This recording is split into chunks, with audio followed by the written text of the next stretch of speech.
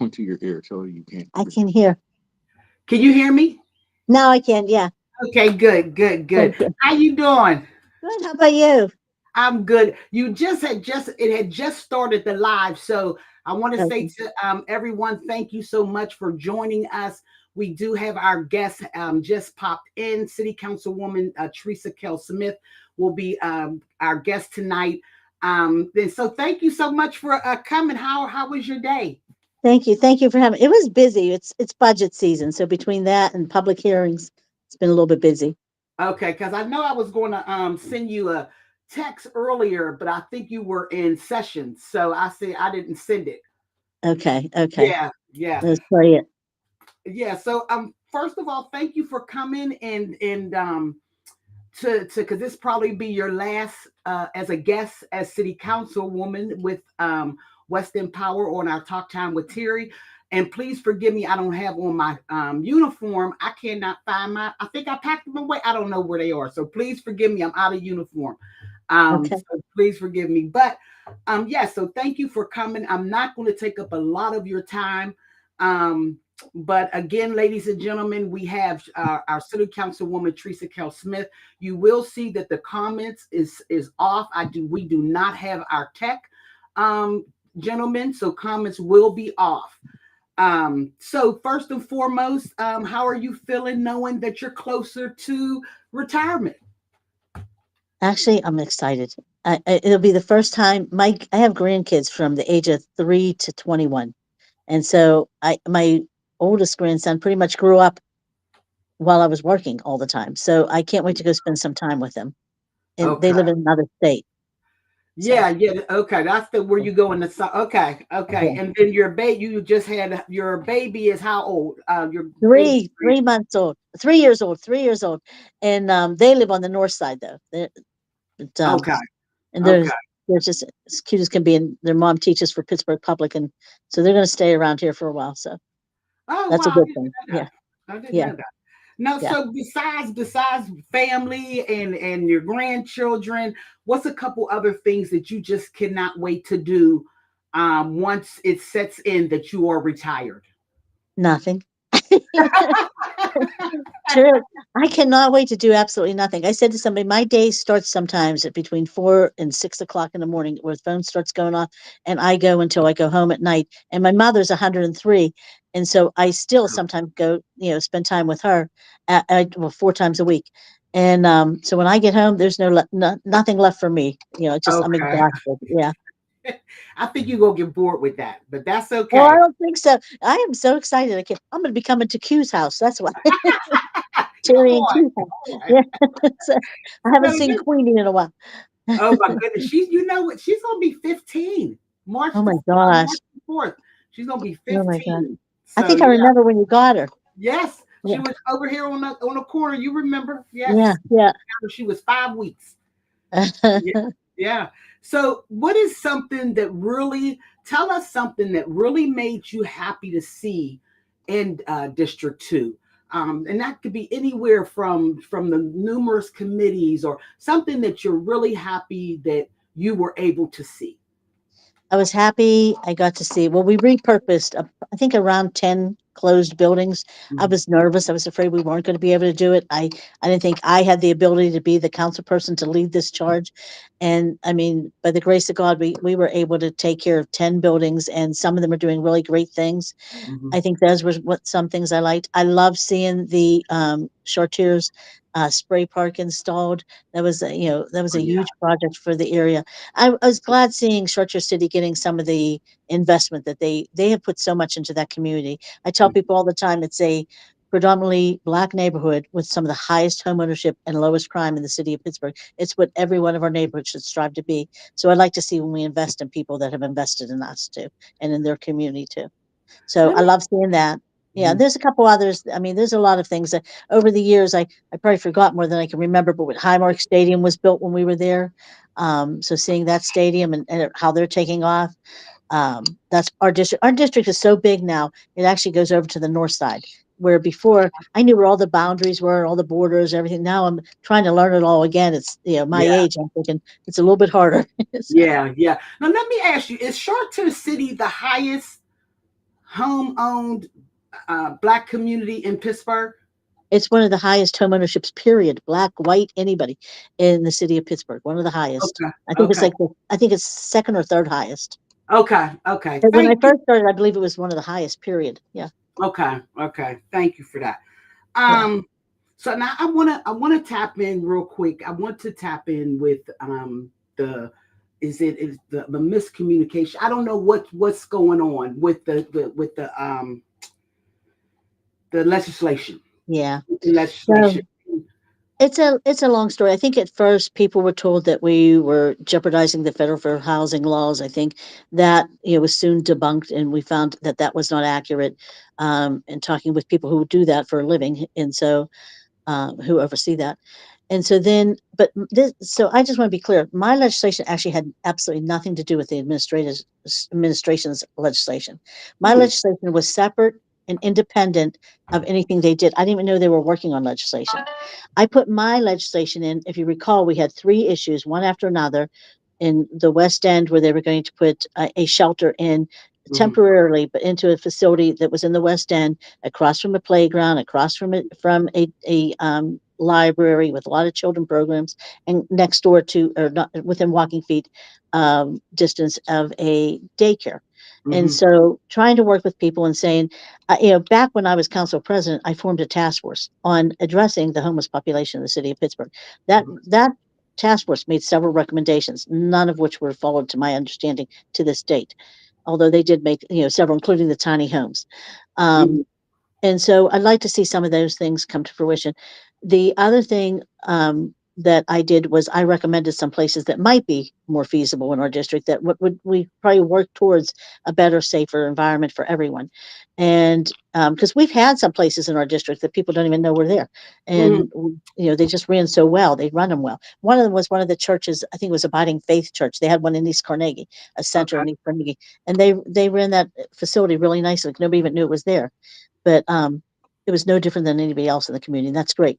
But anyway, so I introduced my legislation after there was that incident at the center in the West End. Then there was an issue up in Banksville where they were residents were told that all these horrible things that were going to happen. We'd looked into it and got some clarity on what we were hearing, and that there's actually a program running there now. And then they heard that maybe Banksville Marion Manor was going to be purchased for to accommodate the 500 and 500 days. But all this was happening without any conversation with the community. And all I said to them was, talk to people, because I think if you talk to people, you take those fears down a little bit. You make them understand, how the facilities are going to be run. That people are going to be. We actually have people that I said to somebody, we want to make sure they're safe inside and outside. You want to make sure they're getting the treatment inside that may be needed and maybe not. Just at least getting the help that they need, or Mhm. a safe place to be, because we've actually had people, and I've heard somebody say stuff about comments about different things. I'll wait for you to ask some of those questions. I don't want to step on your toes on those, but for us, there were I introduced my What was legislation. you going to say? What was you going to Okay. say? Okay, so I introduced my legislation, and then later that day, I got a call from the administration saying that they had a legislation, which I knew nothing about, that they had sent to city planning. And so I explained that our legislation had to be exhausted first. So, I don't know what their legislation does, but he said it would be, conflicting legislation. So I said, well, let's work together. I'm okay working together. I mean, I want to work. I want to make sure we're doing what's best for the Pittsburghers, period. Mm, And then I started finding out that there was a lot of unintended consequences from their bills, including, I think there was an article or an editorial somebody had sent me from one of the local papers. It may have been the Post Gazette, to be honest. I don't remember exactly where it was, but about how corporate America, if we remove all the barriers to the zoning, we're going to open up Pittsburgh to all these corporate, corporations buying up our properties, opening up LLCs, stacking people in a home, and then leaving. And then all that does is increase our rent, increases the unhoused population. It has a lot of negative potential. So there's a lot of unintended consequences for the legislation. So we decided we were going to try to work through both of those things, both my legislation and their legislation. And then the next thing I heard was that after we had that meeting, was that this organization wanted to paint me as all kinds of things I heard. But anyway, some of the things I heard were that I talked about people being raped. I talked about, I can't remember all the stuff that I didn't want to help the unhoused. I didn't want to help the people with disabilities. Meanwhile, I have a ward sitting on my desk for all the work I've done with people with disabilities. So I mean, and I actually held the largest rally in the state of Pennsylvania with Mark Brentley years ago to help Mhm. people with disabilities. So that was kind of like, okay, come on, you're really stretching it here because I Yeah. do a lot of work there. And but then there was the part about people. And so I said to somebody, I said, you do realize my concern has been for also for the people, not just outside the facility, but inside the facility.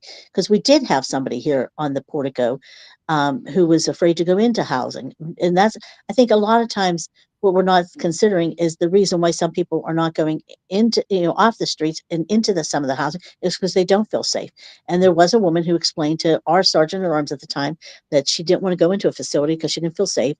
She was attacked and was raped, according to her, in a facility. I don't know where it was that she was staying at. So I said, what are we doing to make sure people are safe inside and outside so Mhm. that everybody can peacefully coexist? That's all I ever wanted. And Yeah. I wasn't trying, and I wanted to make sure the public had a chance to talk about it. So you could say, if you have a public process, you can say, tell us what you're going to do. Who's the contact for the place? Who's providing treatment? Do they have a good history of providing treatment? What's the security? Is there's a security plan needed, or maybe there's not one needed? Are there children going to be in there? Are they going to be safe? Are there children in their community? So I think it's having a chance to ask those questions, because it may be none of the above. You don't need any of those things. But Yeah. how will people know that if you're not having a conversation with them? Two, And so two, for me, that was it. yeah, yeah, yeah. So two things, because you tapped into it a little bit in with the the sexual assault, Yeah, and then rumors of like junkies yeah. or illegals or things like that. Do you want to address that, or do you do? Yeah, I would love to, because I think I would love it. Have you ever heard me use, you've known me for a long time. Have you ever heard me use the word junkies? I would never. First of all, my cousin was homeless on the street and had a drug problem. I And have to thank be God. 1,000% honest. No, I have Thank never. you. Thank you. I mean, honest to God, I mean, I was so happy that he got the help that he needed and that he's trying. Every day's a battle for him. So I would never talk like that. I have another cousin who had the same issue. So I have it in my own family. I have it, we've had it in our own, office with different various people. And, we've had it with throughout life. We all know somebody who's affected by some of this stuff. And, and honestly, I don't think Ricky Moody would tolerate me talking like that for 1 second. So, so and so not only would I don't think he would tolerate that, because he has done a lot of service in that area. Okay. And now, is that door closed? That conversation between the organization Pittsburgh United, or in yourself or your office, is that door closed to conversate? They never approached me. They didn't even talk to me. They just Okay. went like they were working with the administration and three of my colleagues. And my colleagues said this is not the way to work with her, because she'll work with you. Just, this is not the way. It's my understanding that they Okay. said that. I wasn't there, so I don't know really what was said and what, I've heard all kinds of things, just like they probably heard things about me. But I welcome the opportunity to talk to anybody and work with anybody who's wants to better Pittsburgh and wants to help all of Pittsburgh. I welcome the opportunity to work with anyone. Cool. Cool. Okay. So and thank you for that. I really appreciate that. Yeah, So, and then also to tap into, is there a meeting coming up because some people may not know what we're talking about, and I don't yeah, want to spend a lot of time on because after 30 minutes, 35 minutes, people will start tapping out. So yeah, if someone don't know what we're talking about, is there a meeting? Isn't there a meeting coming up Wednesday? And what yeah. time and where's that at? Yeah. And what do they need to do if they would like to? So there's a meeting on Wednesday. It's a public hearing. We were going to wait. I actually offered the administration to send out the letter and to mail it out and to schedule the hearing themselves, but there was not enough time. You need, I think, 21 days for city planning to schedule their hearing, and they didn't have enough time. So I said we would do it on our end. And so we tried to get a mailer out to some people, and it's kind of late too, but um, the meeting is on Wednesday, the 20th at 6 o'clock on the fifth floor of City Council chambers. We made accommodations if there is any overflow. We want to make sure people are comfortable. We put some seating arrangements and some televisions and some other things to make sure we have overflow accommodations too. And then we'll just bring people in as they're if there's public speakers, as their name is called. Oh, okay, cool. So Yeah. I hope you got that, everyone. If if you wanted to participate with public comment, please do so. Um, Now, let me ask you this: are you planning a community retirement? So, um, I was thinking about that after I saw your questioning, and you were asking me. I thought, I don't even know. I mean, I would love to do it, but I think I haven't cried about leaving, but I'm afraid that will do it for me. So I'm actually excited until I think about, I've been here for a long time and never thought I would be here. I hate politics, so I never thought I would be in politics ever. So the fact that I'm here, I feel like it was such a blessing, and at the same time, I felt so out of my element. But I would love to do something to tell District Two, goodbye. I would love to do something. So thanks for putting that in my mind. I'll try to do Good, something. good, Thank you. good, good. So before we wrap it up, I got like one or two more. So is this for someone that may not be able to talk to you or see you before you retire? Is there anything that you would like to say to your constituents, that they may not be able to make it to monthly meetings, and like I said, may not be able to talk to you or see you before you retire? I want to thank them for giving me an opportunity of a lifetime. I never thought I would have this chance. District 2 believed in me, and they believed in me for a long time, and that's why I'm so stubborn when it comes to protecting them, and because, the area has been dumped on a lot, and I think that some of the things that happened could have been avoided in a negative way. It could have been a positive for the community if they just approached it the right way, and that's why I feel like if you're working with people, that's we probably get so much better of a response by working with everyone. So I would just like to thank everyone in District 2 for giving me an opportunity that I never thought I would have. Um, they changed my life in so many ways, and I just can't even tell you everything that they've done and what it's meant to me and to, everyone and my family, and except for my mother. She said, "Honey, is this another volunteer job?" So, How is she doing? She's 103? I was just telling somebody, I said, "She's a pistol." I said, "She's 103, and boy, does she tell stories, because they lived on Wally Avenue, and then but before that, she was from Ohio. She's from Ohio, my aunt's from Ohio, and they married 2 brothers that were from Squirrel Hill, and then somehow they ended up on the Hill District, and then their house was torn down for the arena, and they ended up on Fifth Avenue, but she still thinks she's on Fifth Avenue sometimes, and she and my sister moved out of the city, actually. So yeah, but she's a pistol. Her stories are amazing. I'm so angry they haven't been recording them all along. Oh yes. Oh Yeah, wow. Oh yeah, wow. That's a thought. That's a thought. Well, yeah. listen, I want to thank you for coming. I want to thank you for sharing, answering our questions. Maybe you'll come after your retirement and Oh, come I back love to that. the show. Yeah. And is there anything that you would like to say to the audience, and or before we close out and end our evening? Yeah, I want to first thank you for having me on here. This really gave me an opportunity to clarify and some of the misinformation being spread, and intentionally or unintentionally, whatever the purpose. I think that we all need to work together for the betterment of Pittsburgh, and I'm willing to do that, and I hope everyone else will be too. Although I will say that I think I'm only asking for the public to have a voice, and for council, their elected officials, to make a decision over a zoning administrator. That's the protection of the public that we're looking out for. It's not intended to hurt anybody or to harm anybody. It's to engage conversation. Thank you. Thank you for Yeah. that. Thank And I you. hope that door is open. And like as you said, that door is open. And so thank you, ladies and gentlemen, for listening. And thank you for sharing your time with us, City Councilwoman Teresa Kail-Smith. If someone has questions, or a question that I may not have asked and they may want to talk to you, how can someone get in touch with you? They can call me at my cell phone. If you call my office, it rings to my cell phone and to my work cell phone, both phones. Okay. Or you can call me. So you call me at 412-255-8963. I'm on social media. You can call me on my cell phone. I'll give you my personal cell phone. It's 412-969-4991. Or you can contact me via email. And that's a little bit longer, but it's Teresa THERESA.Kail, KAIL -Smith at pittsburghpa.gov. And Pittsburgh and PA are spelled out as if it's one word, all lowercase, everything. That's a long email, huh? So All right, so there you have it, ladies and gentlemen. And with that, thank you for joining Talk Time with Terri. Hope to